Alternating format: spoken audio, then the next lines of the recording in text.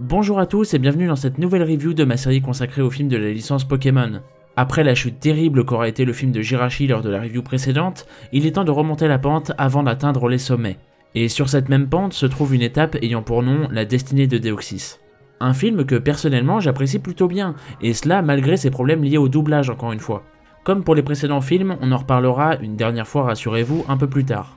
Un film possédant des personnages ainsi que des thématiques qui, je trouve, sont plutôt réussis dans son ensemble, là aussi on y reviendra. Malheureusement, je n'ai toujours pas d'anecdote personnelle à vous partager à propos de ce film-ci, mais ne vous inquiétez pas, à partir du prochain, j'aurai pas mal de choses à vous dire à ce sujet. Mais en attendant, il est temps pour moi de vous parler de ce film, représentant à mon sens le début de l'ascension vers les sommets de l'animé de Pokémon. Pour commencer, j'aimerais revenir sur le personnage principal du film qu'est Tori. Autant ne pas y passer par quatre chemins, c'est un personnage que je trouve absolument génial. Tout simplement car dans ce film, on va suivre l'évolution de Tori. Lui qui lors de l'introduction du film nous montrera avoir développé un traumatisme envers les Pokémon.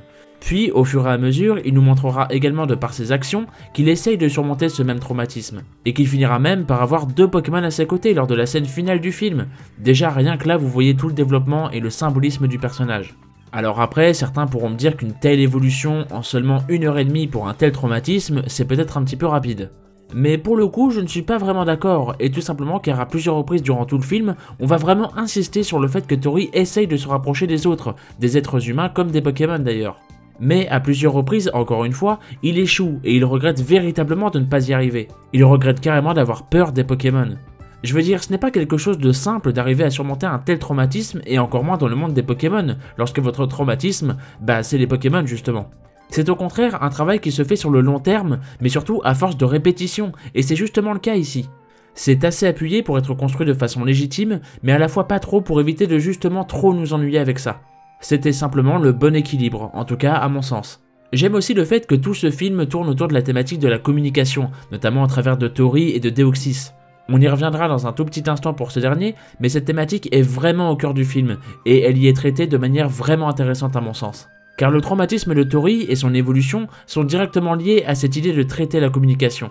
Notamment car ce dernier va de plus en plus s'ouvrir aux autres, grâce à leur soutien notamment, et tout cela passe par la communication.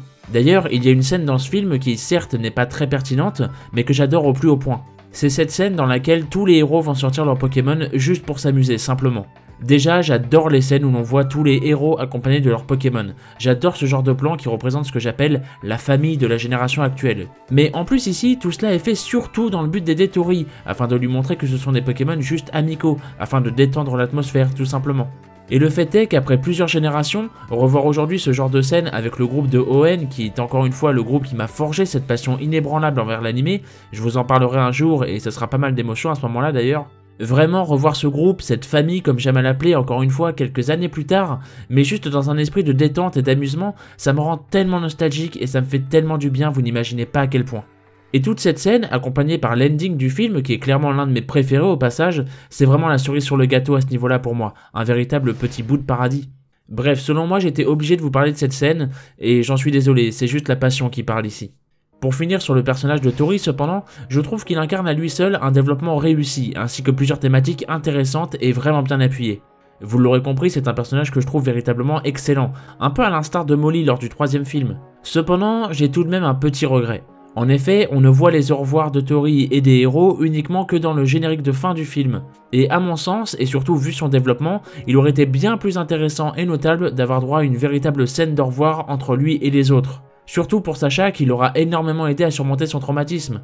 C'est un petit manque selon moi et je trouve ça assez dommage d'avoir manqué une telle scène. Maintenant revenons sur toute cette thématique de la communication des humains envers les Pokémon, mais également des Pokémon entre eux. Et Deoxys est sans doute le personnage du film qui incarne le mieux cette idée. Dans un premier temps, ce que j'apprécie tout particulièrement avec Deoxys, c'est très clairement toute la mise en scène autour de celui-ci. Durant tout le film, on insiste bien sur le fait qu'on ne le connaisse pas, on ne sait pas d'où il vient, ni pourquoi il est ici, pourquoi il agit ainsi, etc. Bref, en plus de nous interroger sur ce dernier, lui donnant ainsi de l'intérêt d'entrée de jeu, on nous place Deoxys comme un antagoniste, comme un ennemi, et cela dès le tout début grâce à Rayquaza notamment, qui joue ce rôle de gardien en opposition. Un gardien qui a senti une menace arriver sur Terre, tout simplement car lui non plus, il ne sait pas de quoi il s'agit. D'ailleurs, je dois bien avouer que la scène d'introduction du film dans laquelle les deux s'affrontent m'a toujours impressionné. Déjà par le fait que Deoxys nous est montré comme une entité totalement inconnue, capable de changer de forme, ce qui pour l'époque était inédit, je vous le rappelle, certes avec Morpheo, capable également de renverser Rayquaza ainsi que de se régénérer très facilement. Mention spéciale au passage où Rayquaza surgit de l'eau pour lui porter un ultra laser à bout portant. C'est tellement violent en vérité, pour le coup c'est un passage qui m'a beaucoup marqué. Il faut avouer que c'était plutôt badass quand même. Mais il y a également le fait que 4 ans plus tard, lors de son retour et accompagné de ces espèces de clones, Deoxys met une grosse pression, il fait véritablement peur. Tout simplement car on a l'impression d'assister à une sorte de chasse à l'homme, et qu'à côté de ça, on n'a toujours pas de véritable réponse quant à son objectif. Et pour cause, car on n'aura pas de réponse à cela avant le tout dernier moment, tout simplement pour donner un petit effet de surprise. Au final, il cherchait juste son semblable et n'avait tout simplement pas d'autre choix que d'agir de la sorte. On peut d'ailleurs noter que malgré la mise en scène très menaçante autour de Deoxys, celui-ci n'a jamais attaqué les humains. Ces derniers l'empêchaient simplement d'utiliser son radar à cause de leur champ électromagnétique, alors il les a enlevés afin d'y voir plus clair. Et ça, c'est un détail que j'apprécie tout particulièrement.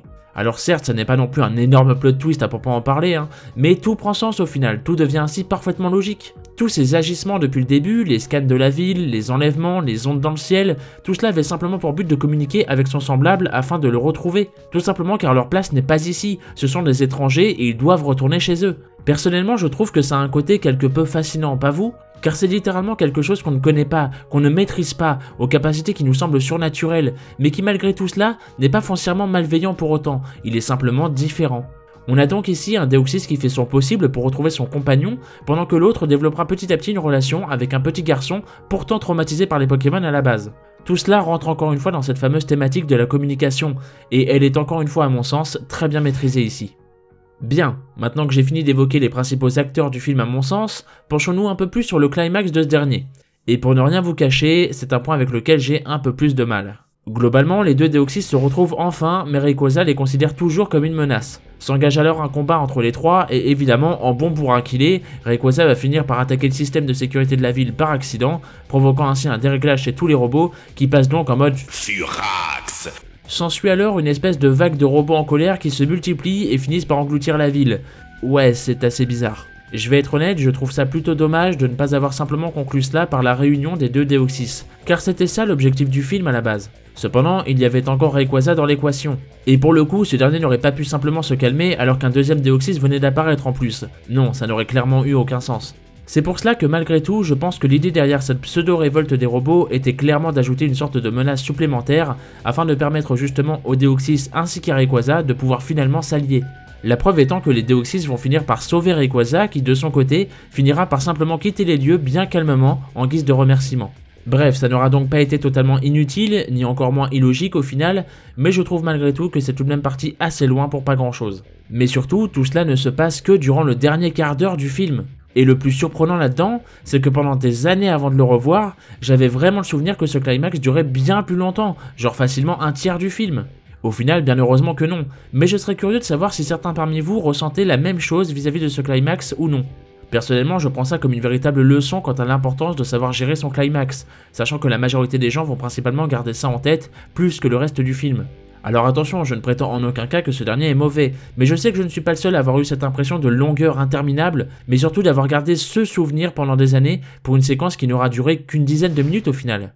Concernant les anecdotes autour de ce film, il faut savoir qu'à partir de celui-ci, les 3 derniers films de la 3ème génération posséderont tous au moins un Pokémon de la 4ème. Goinfrex dans celui-ci, Dimoré et bien sûr Lucario pour le prochain, et bien évidemment Manaphy accompagné de Musteboué, Pijaco et Babymanta pour le 9ème et dernier film de cette génération.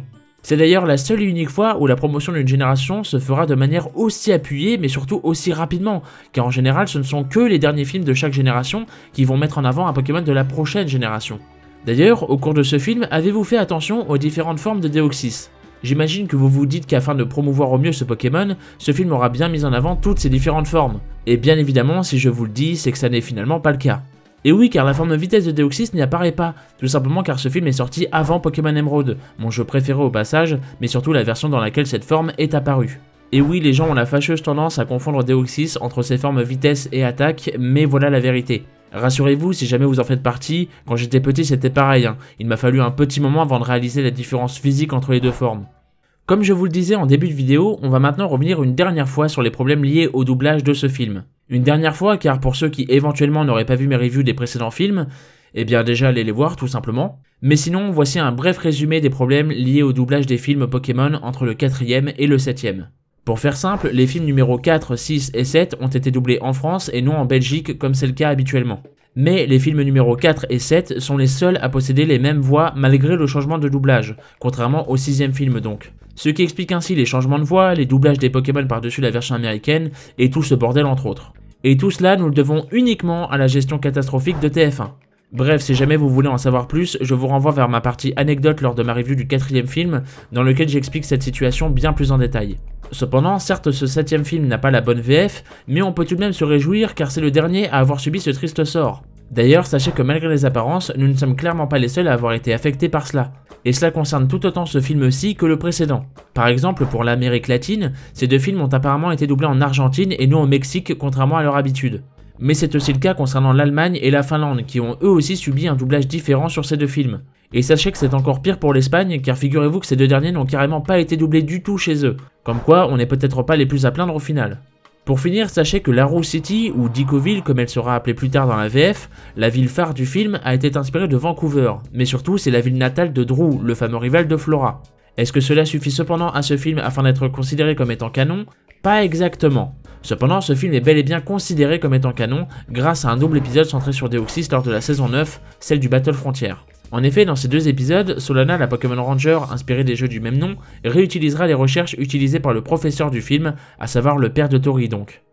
En conclusion, je dois bien vous avouer que ce n'est malgré tout pas un film que je considère comme particulièrement exceptionnel, attention. Forcément, je pense qu'il est plutôt compliqué pour nous, à savoir le public français, de véritablement s'attacher à ce film ainsi que les deux autres qui partagent le même sort au niveau du doublage, tant ils nous sortent un petit peu de notre habitude justement.